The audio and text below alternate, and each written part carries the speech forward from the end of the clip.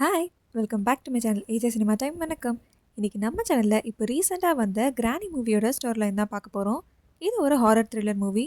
படத்தோட ஸ்டார்டிங்கில் ஒரு போலீஸ் ஜெயிலில் இருக்க இன்னொரு போலீஸ்கிட்ட ஒரு கேஸ் பற்றின இன்ஃபர்மேஷனுக்காக அவரை பார்க்க வராரு. 100 வருஷமாக ஒரு ஊரில் சால்வ் பண்ண முடியாத கேஸை இந்த போலீஸ் தான் சால்வ் பண்ணியிருப்பாரு. அந்த இன்வெஸ்டிகேஷன் அப்போது இவர் கூட இருந்த இன்னொரு போலீஸ் இறந்துருப்பாரு. இவர் மட்டும்தான் தப்பிச்சிருப்பாரு. இப்போ அந்த போலீஸ் அந்த கேஸில் என்ன நடந்துச்சு அப்படிங்கிற கதையை சொல்கிறாரு. இவர் ஐபிஎஸ் ட்ரைனிங்கில் இருக்கப்போ டெம்பரரியாக எஸ்ஐயாக ஒரு ஸ்டேஷனில் இருந்திருப்பார். அப்போது அந்த ஊரில் ஒரு சின்ன பொண்ணும் பாட்டியும் நைட்டு வாழைத்தோப்பு பக்கம் போனப்போ அந்த பொண்ணை யாரோ கொன்று அவளோட ஹார்ட்டை மட்டும் எடுத்துகிட்டு போயிருப்பாங்க. கூட வந்த பாட்டி காணாமல் போயிருப்பாங்க. ஊர் மக்கள் எல்லாருமே இது அனிமல் அட்டாக்னு தான் நம்புவாங்க. ஆனால் இதில் ஏதோ ஒன்று சஸ்பீஷியஸாக இருக்குன்னு இதை பற்றி அவர் இன்வெஸ்டிகேட் பண்ண ஸ்டார்ட் பண்ணுவார். இன்னொரு பக்கம் ஒரு ஃபேமிலியை காட்டுறாங்க. அம்மா அப்பா, அவங்களுக்கு ஒரு பையன் பொண்ணு. குழந்தைங்க 2 பேருமே ஸ்பெஷல் ஏபிள் டெஃப் அண்ட் டம். இவங்க கொஞ்சம் வருஷமாக ஃபாரினில் தான் ஒர்க் பண்ணிட்டு இருந்திருப்பாங்க. இப்போ தான் இந்தியாவுக்கு வந்து செட்டில் ஆகிருப்பாங்க. இங்கே விவசாயம் பண்ணுறதா இருப்பாங்க. அவங்களோட ஃபேமிலி வீட்டில் தான் இப்போ அவங்க தங்கியிருப்பாங்க. அந்த வீட்டில் கரண்ட் கனெக்ஷன் கூட இருக்காது. லைட் கூட விளக்காக தான் யூஸ் பண்ணுவாங்க. அந்த வீட்டில் இருக்க நிறைய ரூம்ஸை இவங்களால் ஓப்பன் கூட பண்ண முடியாது. அதனால் அந்த வீட்டை ரெனோவேஷன் பண்ணுறதுக்காக இவங்களுக்கு அந்த ஊர் தலைவர் ஹெல்ப் பண்ணுவார். இதை பற்றி பேசிகிட்டு இருக்கப்போ இவங்க வீட்டுக்கு ஒரு பாட்டி வந்து வாசலில் மயக்கம் போட்டு விழுந்திருப்பாங்க. அவங்கள வீட்டுக்குள்ளேயும் கூட்டிகிட்டு போயிருப்பாங்க அந்த வீட்டில் இருக்கிறவங்க. வீட்டோட பேர் மச்சோடு. அந்த வீடு அந்த ஊரில் ரொம்ப பிரம்மாண்டமாக மரத்துலேயே கட்டப்பட்ட ஒரு வீடு. அதனால தான் அந்த ஊரோட பேரும் மச்சோடுன்னு வச்சுருப்பாங்க. அந்த பாட்டிக்கு மயக்கம் தெளிஞ்சிருக்கும். அப்போ அவங்கக்கிட்ட பேச ட்ரை பண்ணுறப்போ அவங்க மறுபடியும் ஒரு மியூசிக்கை கேட்டு பயந்து திரும்ப மயங்கிடுவாங்க.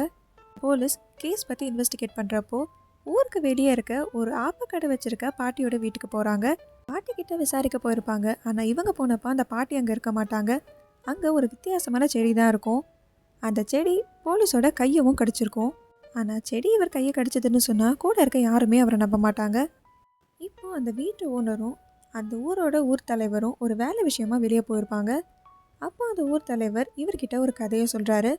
அவர் சின்ன பையனாக இருந்தப்போ அந்த ஊரில் பசங்களெல்லாம் கொல்ற ஒரு பாட்டி இருந்ததாகவும், போலீஸ் சின்ன பசங்க இருக்க வீட்டுக்கெலாம் வந்து குழந்தைங்கள பத்திரமா பார்த்துக்கோங்கன்னு சொல்லி அந்த பாட்டியோட ஃபோட்டோ காமிச்சதாகவும், அவர் சின்ன வயசில் ஃபோட்டோவில் பார்த்த அந்த பாட்டி தான் இப்போது இவரோட வீட்டுக்கு வந்திருக்க பாட்டின்னு அவர் சொல்வார். ஆனால் இப்போ இவருக்கே நல்ல வயசாயிருக்கும். அவர் சின்ன வயசில் பார்த்த பாட்டியாக இருந்திருந்தா இப்போ அந்த பாட்டிக்கு 150 வயசுக்கு மேலே இருக்கும். அதனால் இவர் சொல்கிறத அவர் நம்ப மாட்டார். இப்போது போலீஸ் இன்வெஸ்டிகேஷன் பண்ணிகிட்டு இருக்க அந்த கேஸில் காணாமல் போன பாட்டி கிடச்சிருப்பாங்க. ஒரு வைத்தியர் வீட்டில் தான் அவங்க இருப்பாங்க.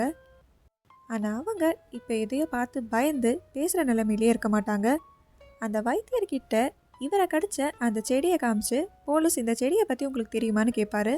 அப்போ தான் வைத்தியர் ஒரு கதையை சொல்வார். 100 வருஷத்துக்கு முன்னாடி இதே ஊரில் ஒச்சாயி பிரதாபன்னு ஒரு கப்பல் இருந்திருப்பாங்க. பிரதாபனுக்கு அவரோட ஒய்ஃப்னால் ரொம்ப பிடிக்கும். அவங்களுக்காகவே ஒரு வீட்டை அவர் கட்டியிருப்பார்.